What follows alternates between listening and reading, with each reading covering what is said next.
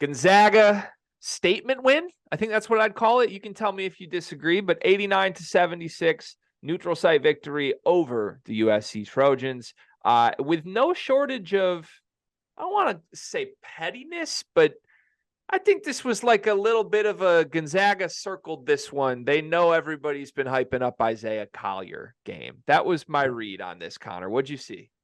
Yeah, no, and you saw it. You saw a little bit of chippiness after the game too. There was a Gonzaga writer who mentioned that Nolan Hickman and Ryan Nembhard were going to come away bruised after this game, having to go up against Collier. And Hickman was a little spicy. Responded to that tweet saying, "Well, that aged well." Collier played well. Collier played well in the first half, minus the free throws. I tweeted out he went 5 assists, no turnovers in the first half of that game.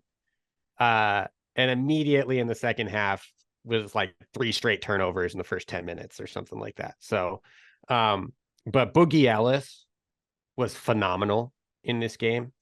Led the team. 6'3" Boogie Ellis, mind you, led the USC Trojans in points and rebounds by 3 rebounds. Yeah, it's crazy. It's crazy. So I think like everybody would on paper want to talk more about the backcourts in this game. That's the more fun conversation, and that's where the chippiness is right now. So yep. I'm here for that conversation. With that said, I think there's actually an argument that USC's backcourt outplayed Gonzaga's backcourt here. They were both good, right? I think they were both good. It's just like, I love and respect everything Nolan Hickman has done. He's embraced his role. I'm taking him seriously this year, and I honestly haven't the last couple of seasons. I think he's a really good player this year. But it's a little cringe to me to see like the victory lapping of like how that aged. Like, you got outplayed by the backcourt. That's what happened here. With that said, the front court was the difference, and I think we correctly assessed that on the pregame, right? Is Gonzaga has real dudes in this front court, multiple with an S. Graham Ike was good in this game. Braden Huff was good in this game. Ben Gregg gave you good minutes in this game. USC would have taken all 3 of those guys as their best front court player in this game, and I thought it was good to see the Zags front court dominate on that level. Yeah, absolutely. And back to the backcourt, just 1 second. I think offense. I mean, you take Boogie Ellis out of it and you take any player from Gonzaga out of it, and Gonzaga outperformed USC. Like, Boogie Ellis was just that dude in this game. Yeah. Where did Nolan Hickman being able to defend drivers like Isaiah Collier as well as he has come from? Or like out-muscle DJ Rodman for like loose ball? Like, honestly, Nolan Hickman has bought into this role so well. Dusty Stromer's finally starting to come around offensively. Ryan Nembhard still had a little bit of a rough time with it. Both transfers actually have had a little bit of a rough time with it. Gonzaga had 13 turnovers. 9 of them were from Nembhard and Ike. And I think it's just, honestly, I think it works itself back in, but Graham Ike is not used to pick and roll offense. You saw a couple of those screens he tried to set for Nembhard. One of them, I think, resulted in an offensive foul. The other one, Nembhard got around it, but then Graham Ike fell on his face after setting that screen. And like, being able to bring Huff and Gregg off the bench in relief of Graham Ike in games where Graham Ike is going to be big for Gonzaga, in games where you have a low post big on the other end that he can really kind of go head to head with. USC doesn't really have that. And so I think that's where a lot of Ike struggles, not necessarily the whole game, but struggles throughout the game happened. But yeah, you were right. Watson was I don't even want to call him the worst. I think he needs to figure out this foul thing. Yeah. He was the only player on this team without double-digit scoring. Yeah, crazy, right? That speaks to how balanced this team is too. Like, I think there are a lot of good to great teams this year that are dependent on 1 to 2 guys every single night. Mhm. USC being one of them. I think USC is a very good basketball team. I think they're going to win a bunch of games in the Pac-12. If Boogie Ellis has a bad night, they're going to lose over 50% of the time. The Yep. thing that makes Gonzaga most dangerous to me is that I think any given night you have 6 players I would not be surprised at all that lead you in scoring. And there just aren't many teams that can keep up with that or that have the defensive answers at multiple positions to take away everything at once. You might be able to take away 2 guys. You won't be able to take all 6 guys away from Gonzaga. One of the guys that I thought was great in this game is Dusty Stromer. A little bit of a breakout game for him. He's now had back-to-back games in double-digit scoring after not scoring 10 or more in his first 5 games of the season. 4 for 9 from 3. That's a career high so far in obviously only 7 games, but the most attempts by far he's taken in a game, the most makes he's had by far in a game. What was it about this game that got Dusty going? I think it was just getting out early and getting a couple of early shots to go down. If there was one place in the backcourt that Gonzaga clearly outplayed USC, it was Dusty Stromer versus Kobe Johnson. And I think he has started to gain confidence. You know, he came in, he wasn't going to start this year. He was forced to start 2 days before the season started. And his defense has kept him on the floor. That and the lack of depth in the backcourt have kept him on the floor. And I think now that he's starting to see the shots go down, they're out of Maui where nobody could make threes. I think you'll see, you know, maybe not a 15-5-2 game every night from Dusty Stromer, but, you know, he'll make 2 threes a game the rest of the season, you know, give or take. And he took the most shots on the team in this game. Like, that's not going to happen. But when that's seemingly the weak point in this backcourt throughout the game for USC is that 3 spot, like, go ahead, Dusty Stromer, lead the team in scoring. So, but I was talking about this last night, like Purdue, Kansas, UConn. Those are the 3 teams that if I'm Gonzaga, I clearly don't want to see in the tournament because I don't think they win any of those games. Is there another team that you would give Gonzaga, like, because those games I would probably give Gonzaga maybe a 15 to 20% chance of winning? Like, is there another team in the country that has that level of mismatch in the front court, like a big that can just dominate Gonzaga's front court depth in the way that Klingon, Dickinson, and Edey can? That would, with a good enough backcourt, that would like scare you as Gonzaga, because I don't think Gonzaga wins the national championship, but like this unit is so deep down there that, and the backcourt is good enough that I think like as they get better, this is a team that has sneaky upside that I don't think we expected 2 weeks ago. I love the call. I think you're correct in pinpointing that as like the quote unquote nightmare matchup, right? Just a center who can go out and get 35 if you don't have an answer. I do think the only other one I would throw right into that mix is Arizona, which would be compelling for a variety of reasons. I desperately would love to see Tommy Lloyd, Mark Few in an NCAA tournament game while both are still coaching. Like, I think the narrative behind that would be incredible.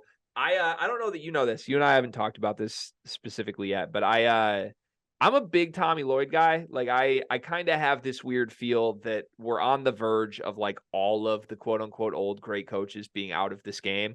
And I don't mean to speculate when Mark Few is going to retire, but like guys from that generation who have been dominating for 20 plus years, I just think we're closer than people would admit to no longer having them in this game. And I think Tommy Lloyd has a good shot at being one of the faces of the next 20 years, more so than anyone's admitting right now because of the Cinderella loss last year and, you know, just dominant regular seasons, dominant teams that keep coming up with him in 3 years at Arizona. And we just don't talk about him the way we would with other blue blood coaches. And I think while Balo isn't the bucket getter there, I think that's still a bad matchup. So I would just add them to your group, but this isn't an Arizona show. This is a Gonzaga show. But I The only like reason I didn't add Arizona, because I thought about them, is Arizona's backcourt can beat themselves. Like, we haven't seen it yet, but they can beat themselves. And I just don't see a DeJuan Harris or, I mean, Braden Smith was so bad against Northwestern, but like, that's also, we didn't talk enough about Northwestern forcing turnovers. But that Northwestern was kind of a bad matchup against against Purdue. Gonzaga doesn't force a lot of, they don't pressure the ball handler a lot. And then who is and Connecticut, I don't see their backcourt beating themselves. Like, we haven't seen it yet. Whereas Arizona's individual guards, we've seen them beat themselves in the past. So flip side, it would only be in the NCAA tournament that you would see that. Caleb Love in the NCAA tournament, different animal than Caleb Love beating himself in the regular season. And so caveat being, we don't know. The good news is for basketball fans everywhere, we will get to see Gonzaga and UConn face off here in less than 2 weeks now on December 15th. So that'll be a very fun game. And also, again, we're not talking UConn, but did you hear Dan Hurley's post-game comments of like, he called out the Brown coach and just in general was like, we'll play anybody anywhere, and started listing off the schools they're playing, including UConn or Gonzaga. So I just want to circling Dan Hurley on this one, because he's 0 for 1 on his big high profile games this year, but he's talking a big game after being 0 for 1. I think UConn wins that game by about 12. Okay. I think Gonzaga keeps it close, but like, you almost have to force Klingon into foul trouble. And I just don't think Gonzaga has a big that can do that. So, yeah. And the other thing is they're young, right? Like, I mean, EK's older, but I think there's guys who could look a lot different at the end of the season for Gonzaga, specifically Braden Huff in the front court. But fun team. The last thing I'll end with this segment on is this. I talked to Carter a lot in the preseason about how, when the St. Mary's dialogue came up, it's like, have people gone too far to the other extreme on Gonzaga? Because if there is 1 year for Mark Few to just like win it all, I feel like it's going to come in a random year nobody expects. And I'm starting to get those vibes from this team, dude. It's crazy to say. And I told you this last time, this team gives me 2016, 2017 Gonzaga vibes. And they need someone to be the Nigel Williams-Goss down the stretch. But at this point in the season, in December, Gonzaga was also like different leading scorer every game. You didn't know who was going to take over, and it took until about mid-January for Williams-Goss to really show that he was the dude for Gonzaga. There's not a great team in college basketball this year that really stands in their way. Like, good, not great, no elite teams, no historic teams. So, yeah, I mean, like, this could be the year, and this team has no egos. Yeah. No egos. So, but to your point, like, about Tommy Lloyd, I think he'll be one of the faces. Him and Shire will be two of probably like 3 or 4 faces for college basketball. And if Mark Few had won in 2017, I don't think he would still be like, Tommy Lloyd would be the coach of Gonzaga. Yeah. What's I'm sure you know this more than me. What's Tommy Lloyd's background? He was like an assistant years ago at Gonzaga, right? That's like where he got his jumping off point. Tommy Lloyd? Yeah. Like, he was like an administrative guy or something, and like, so Tommy Lloyd, I think, joined the Gonzaga staff right before or right after Mark Few took over. And 2001. So like the year after Mark Few took over. Mark Few basically told him, like, go and recruit overseas because I don't want to. So that's what he started doing. He was an administrative assistant for the team in 2000. So like the year after that, became an assistant, became an elite recruiter, was with Gonzaga up until 2 years ago. And got a borderline blue blood job. Like, it's crazy. Yeah. But he's great. He's he was running rotations for Mark Few for like the last 5 to 10 years of his run with Gonzaga. So I think Gonzaga is certainly going to take a hit recruiting wise, both with NIL and with the loss of Tommy Lloyd, although they've gotten some overseas talent this year. I think Gentry is fantastic when it comes to like actual X's and O's help with Few. So I think that's why Gonzaga's winning. I think they are so much more well-oiled this year than they really have been in the last few. And I'm including the team that went to the national championship. Like that team won on talent and they won on speed and they won on running you off the court. This team can't do it, but you rarely see Gonzaga run bad actions. Like they just don't do it. Yeah. Yeah. That's the Nemhard in them. Yeah. I continue to say it, man. As long as you have a Nemhard at point guard, you're just going to have really beautiful brand of basketball and a lot of wins. And I still, it's the scary thing for other opponents. I don't think Ryan Nemhard's playing close to how good he can. And he still has this offense humming. All right, to wrap the Tommy Lloyd element of this, Mark Few wins a national championship this year. Tommy Lloyd loses in the first round at Arizona this year, like in a 2-15 game. Gonzaga calls and offers him the job. Does he leave Arizona to go back to Gonzaga? No. I don't even know if Gonzaga would offer him the job. Really? Maybe now. I don't know. B Mike Michelson is right now is the heir apparent. Maybe Gentry. Like you've got a couple of names that are in there. They'd probably make the call to Tommy Lloyd first if that happened. I don't know if Tommy Lloyd would want to take it. Yeah. Like you're at Arizona. You've been good enough. They're not going to get rid of you. But I mean, because Sean Miller proved that you don't have to make Final Fours at Arizona for them to continue to support you. This is true. Yeah. So somewhere Jeff Goodman is cringing that I even asked that question, but I think it's just a fascinating hypothetical of like like you're a Gonzaga guy that got your start there, was there for so long, had so much success. And if the opportunity did come open and your fan base wasn't so happy with you, with where the March stuff has been headed, which job would be the more ideal job? It's a fascinating question. Luckily for everyone involved, I don't think we're going to need to get there because I think Arizona is really good. They're probably going to make a tournament run. But all right, congrats to Gonzaga fans, USC fans. If you found this video, hang in there. It's all right. You still have one of the most fun backcourts in the country, and there's no shame in losing. And you're getting the Prince in less than 2 weeks, probably. So. Yeah, we can't wait to see what Bronny James looks like in uniform. Hey, this was Connor Hope from Heat Check CBB. I'm GregWaddell from Sleepers Media. We do previews and recaps for every big game of the college basketball season. Go to the Sleepers Media YouTube channel to subscribe and see them all.